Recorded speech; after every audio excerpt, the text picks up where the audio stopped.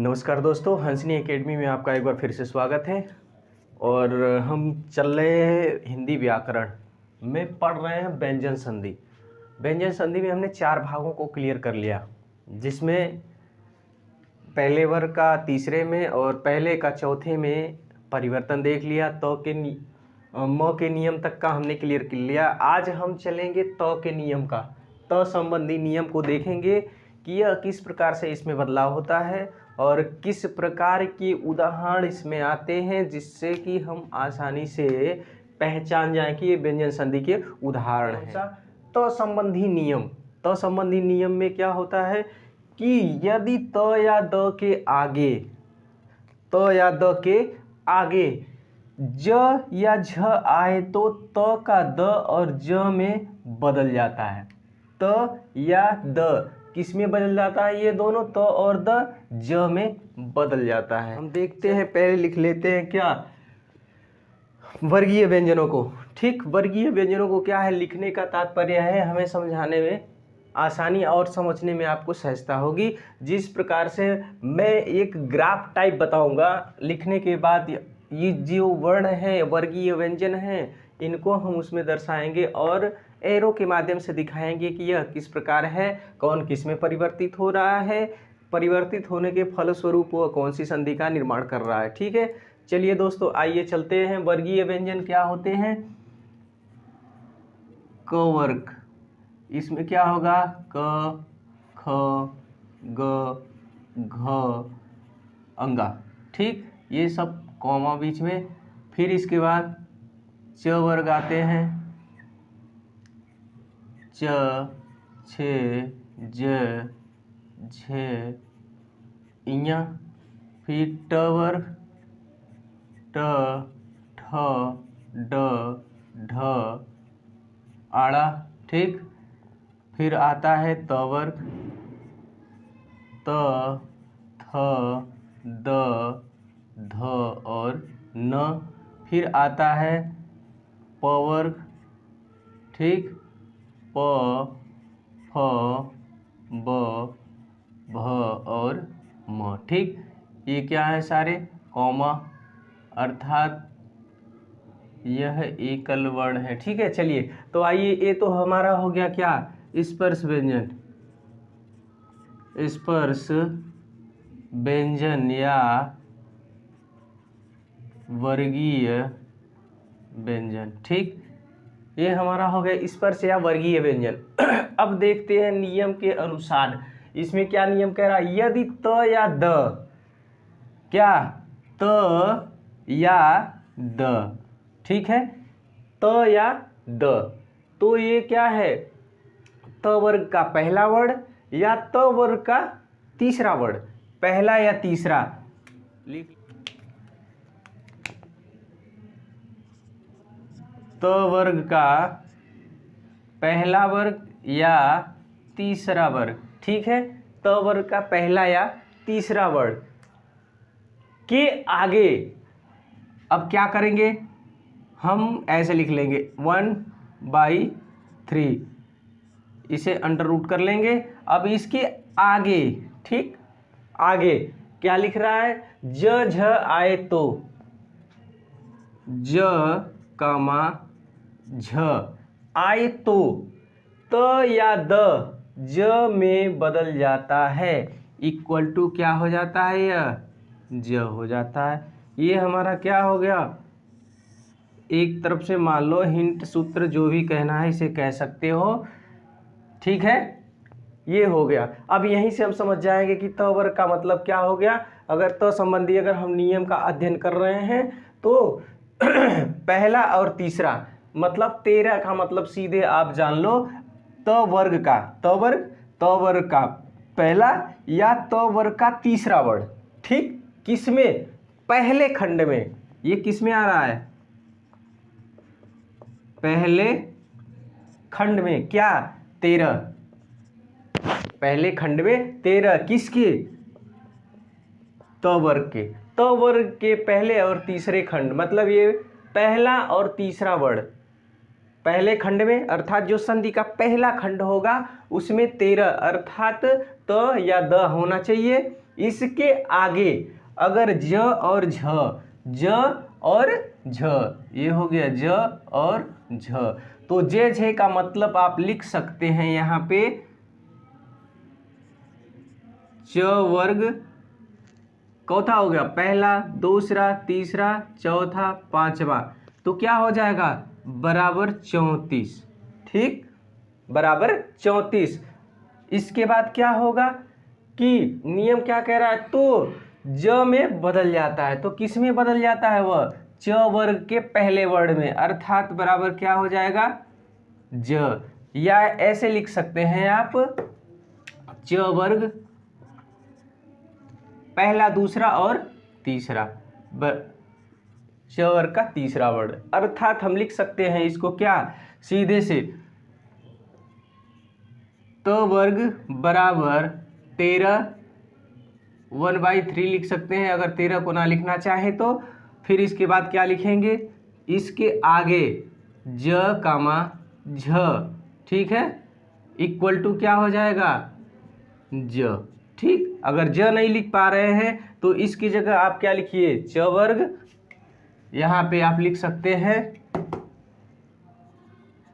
च वर्ग और ज और झ क्या है नंबर इसका 3 और 4, 34 इक्वल टू च वर्ग, यहाँ पे लिख सकते हैं च वर्ग बराबर 3। अब देखो यहाँ से समझ में कैसे समझना है, त वर्ग, त का अगर नियम हम पढ़ रहे हैं तो त वर्ग बराबर 13 अर्थात पहला और तीसरा वर्ण, तो त वर्ग का पहला और तीसरा त या द। ठीक, अब यहाँ से निकाल लेंगे त या द, निकल गया। अब इसके आगे क्या चे वर्ग 3 4, मतलब चे वर्ग का तीसरा और चौथा वर्ण, इसके आगे यहाँ लिख लेंगे आगे इक्वल टू चे वर्ग का तीसरा ज कामा झ। ठीक, आए तो क्या हो जाता है इक्वल टू च वर्ग लिखा है चे वर्ग 3 अर्थात चे वर्ग का तीसरा वर्ण अर्थात ज में क्या होता है ये बदल जाता है। ठीक, अब इससे आसान कुछ नहीं हो सकता, इससे आसान कुछ भी नहीं हो सकता। हमने दोनों तरीके से समझा दिया, वर्गीय व्यंजनों के माध्यम से भी समझा दिया, सूत्र के माध्यम से भी समझा दिया, ये अपना बनाया हुआ कॉन्सेप्ट से भी समझा दिया। हमने 3 विधि से समझाने का प्रयास किया है। हमें ये खुशी हो रही है कि हम अपनी तरह से समझाने का प्रयास कर रहे हैं जिससे कि आपको भली प्रकार से समझ में आ जाए। चलिए हम इसके उदाहरण की बात कर लेते हैं। अब उदाहरण में देखते हैं कैसे चेंजिंग आती है इसमें। ठीक,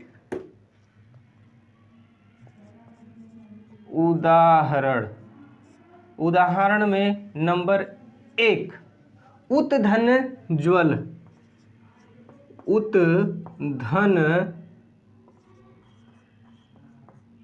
ज्वल इक्वल टू क्या हो जाएगा दोस्तों उज्ज्वल। ठीक, उज्ज्वल। अब देखिए नियम हम देखते हैं कि हमने नियम में जो दिखाया है वो इसमें आ रहा है कि नहीं, इसके तहत हमारी संधि सही है या गलत है। इसके एक बार इसे विवर्गीय व्यंजनों से भी कंपेयर करेंगे, इस सूत्र से भी कंपेयर करेंगे और इससे ये क्या है एक प्रकार से मान लीजिए हिंट है। हम इसके माध्यम से भी देखेंगे कि उज्ज्वल में कौन सी संधि है और किस वर्ण का परिवर्तन कौन से वर्ण में हुआ है। ठीक है, चलिए दोस्तों तो आइए देखते हैं उदाहरण उत्धन ज्वल। अब देखेंगे पहले इसके इस नियम से त या द के आगे। अब देखते हैं पहला इसमें त है कि द है, तो हमें पहला वर्ड क्या मिल गया त मिल गया, प्लस इसके आगे मतलब अगले वाले खंड में, खंड के पहले जो संधि का खंड है पहले खंड में क्या हमें प्राप्त हुआ त प्राप्त हुआ, अर्थात त तो हमें प्राप्त हो गया, लेकिन दूसरे खंड में क्या वो प्राप्त है जिसके द्वारा हम संधि करा के उज्ज्वल शब्द को प्राप्त किए हैं। तो देखते हैं अगले में क्या लिखा है त या द। इसमें 2 वर्ड त भी आ सकता है द भी आ सकता है, इन दोनों वर्ड इसमें समाहित हो सकते हैं। पहले के लास्ट वाले खंड में, और त द के आगे जब ज या झ, तो हमारा जो पहला वर्ड है ज है, दूसरे खंड के पहले में क्या आया है, ज आया है।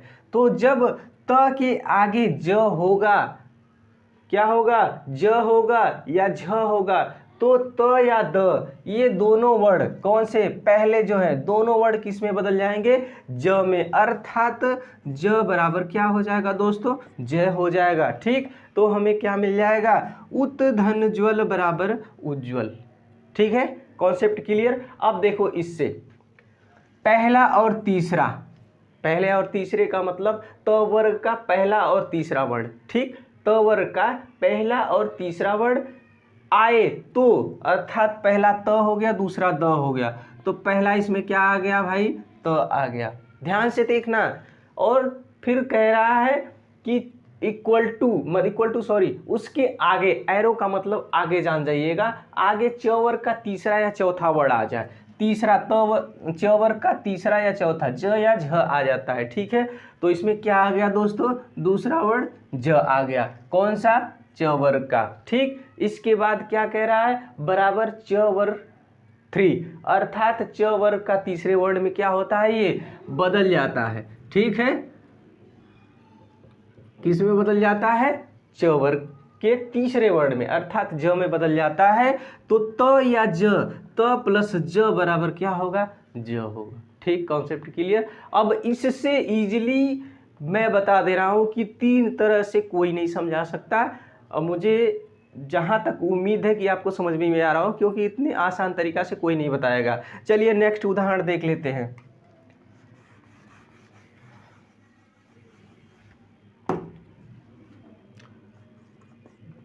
विपद धन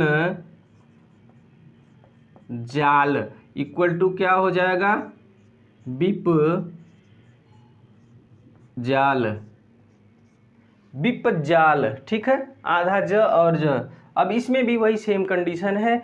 क्या हुआ, पहला खंड ये हो गया, दूसरा खंड, पहला खंड दूसरा खंड, दूसरे खंड में क्या आया है, द आया है। ठीक है, अब दूसरा देख लेते हैं। पहला तो हमने द त का देख लिया, दूसरा द का देखते हैं कि आगे ज झ, और दूसरे में क्या आ गया है, फिर से ज आ गया है। ठीक है, तो हम क्या संधि पढ़ रहे हैं, द प्लस ज इक्वल टू ज, द प्लस ज बराबर ज हमें प्राप्त हुआ, अर्थात विपद धन जाल बराबर विपद जाल। ठीक है, तो द और ज का जब हम खंड संधि करेंगे तो हमें क्या होगा, नियम के अनुसार हमें च वर्ग का तीसरा वर्ड प्राप्त होना चाहिए, ये क्या तीसरा वर्ड हमें प्राप्त होना चाहिए, और यह चौथा वर्ड है का, च वर्ग का कौन सा वर्ड है, तीसरा वर्ड है। ठीक है, अर्थात नियम के अनुसार हमारी जो संधि है और हमारा जो कॉन्सेप्ट है बिल्कुल सही है। ठीक है, आप बस थोड़ा सा इसकी इस कॉन्सेप्ट, अगर इससे समझ में ना आए तो सबसे इजीली है, आप इसको देख सकते हैं,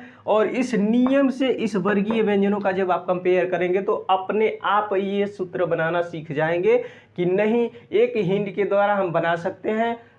त वर्ग 13, च वर्ग 34, च वर्ग 3, अर्थात एक ही लाइन में क्या करेंगे, हम त संबंधी नियम के फर्स्ट नियम को क्या करेंगे, जान लेंगे। ठीक है, जो वर्गीय व्यंजनों का परिवर्तन होगा उसको हम भली प्रकार से जान लेंगे। चलिए नेक्स्ट उदाहरण इसी का देख लेते हैं। सत, तीसरा है सत धन जन बराबर क्या हो जाएगा, सज्जन। ठीक है, सज्जन में भी सेम कंडीशन है, पहले में त आ गया, दूसरे में ज आ गया, त प्लस ज बराबर क्या हो जाएगा दोस्तों, ज, अर्थात सज्जन में कौन सी संधि होगी, व्यंजन संधि। नियम कौन सा होगा, त से द का, त का ज में परिवर्तन या द का ज में परिवर्तन। सत धन जाति बराबर क्या हो जाएगा दोस्तों, सज्जाति। ठीक, सज्जाति। अब इसमें भी क्या है, त के बाद क्या आया है, ज आया है, अर्थात त प्लस ज बराबर ज। ठीक है, त के आगे कोई ज झ, अगर झ भी आ जाता है, जब भी क्या होगा, यहाँ पे ज झ हो जाएगा, झ बराबर ज हो जाएगा, अर्थात नियम में क्या है, ज त द के आगे ज झ, क्योंकि ये दो वर्ड है, एक ज भी आ सकता है, झ भी आ सकता है। तो जो फर्स्ट वाला है, सेकेंड वाला है, इन दोनों को जब हम देखेंगे नेक्स्ट खंड में तो क्या कर देंगे, परिवर्तन ज में। ठीक है, अर्थात नियम, त संबंधी नियम के पहले नंबर में क्या होगा, ज संबंधी परिवर्तन को भली प्रकार से देख लिया। ठीक है, आजकल के ज़माने में परिवर्तन एक क्या है, नई सोच को क्या करता है, बढ़ावा देता है। तो आप परिवर्तन करते रहिए अपनी ज़िंदगी में, पढ़ाई के तौर तरीक़ों में, मुझे विश्वास है कि आप बहुत आगे जाओगे। चलिए, ये तो हो गया हमारा इस क्या बोलते हैं, त संबंधी नियम। इसी में हम दूसरा नियम देख लेते हैं। आप चाहो तो नोट्स बना सकते हो, कोई दिक्कत की बात नहीं है। चलिए देखिए, अब दूसरा नियम, त या द के आगे स आ जाए। क्या है, त या द लिख लेंगे, त वर्ग प्लस बराबर त या द के आगे, मतलब पहला और तीसरा क्या हो जाएगा, 13।